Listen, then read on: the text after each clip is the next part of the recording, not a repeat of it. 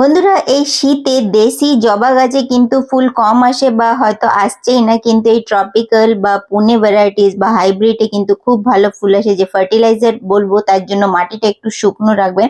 তার সঙ্গে এখানে আমি ডিএপির কিছু দানা মাসে একবার অবশ্যই দিয়ে দিই। কিছু দানা মানে যত ইঞ্চির টব ততটা দানা আপনার দিতে হবে। যদি 8 ইঞ্চির টব তো 8টা দানাই আমি এখানে দিয়ে দিচ্ছি। এটা মাসে একবার দিয়ে দেওয়া হয়।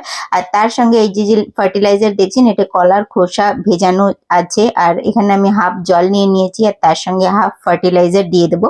আর এই ফার্টিলাইজারটা মাসে 2বার দিয়ে দেখুন, আপনাদের এই ভ্যারাইটিসেও খুব ভালোভাবে ফুল আসবে।